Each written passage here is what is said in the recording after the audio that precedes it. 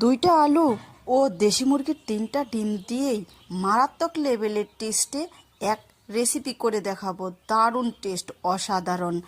আগে থেকে আমি দুইটা আলু আর এদিকে দেশি মুরগির 3টা ডিম সেদ্ধ করে নিয়েছি।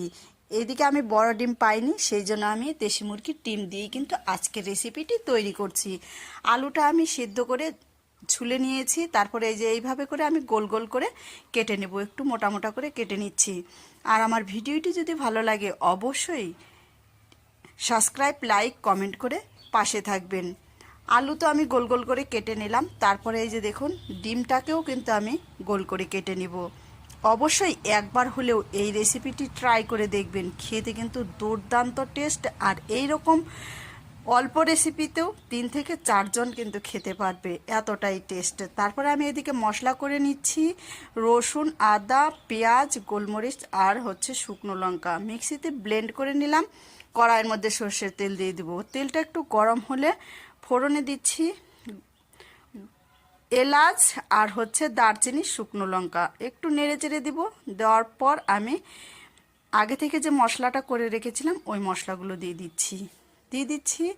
তারপরে 2টা টমেটো, একটু মিক্সি ধোয়া জল দিয়ে দেব, পরিমাণ মতো লবণ আর হলুদের গুঁড়ো দিব। দিয়ে এটাকে ভালো করে একটু নাড়তে হবে। একটু হালকা ভাজার পর আমি যে আলুটা কেটে রেখেছিলাম ওই আলুগুলো দিয়ে দিচ্ছি।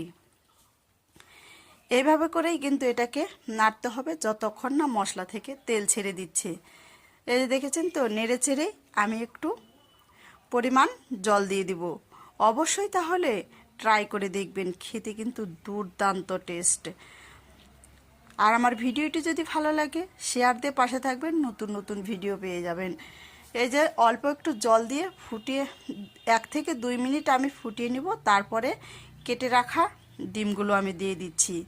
এইভাবে নেড়ে চেড়েই নামিয়ে ফেললে সবশেষে আমি দিয়ে দিব জিরের গুঁড়ো আর গরম মশলার বাটা দিয়েই কিন্তু নেড়ে চেড়ে নামিয়ে ফেলবো। কি তাহলে শর্টকাটে এত সুন্দর রেসিপি বাড়িতে তৈরি করতে কিন্তু একদমই ভুলবেন না। অবশ্যই একবার হলেও তৈরি করে দেখবেন, দারুণ টেস্টের। তার আমার সম্পূর্ণ ভিডিওটি দেখার জন্য অসংখ্য অসংখ্য ধন্যবাদ। কালকে অন্য ভিডিও নিয়ে আসবো। এই যে দেখেছেন নামিয়ে ফেলেছি, আর এটি গরম ভাতের সাথে জাস্ট অসাধারণ, দারুণ হয়েছে রেসিপি।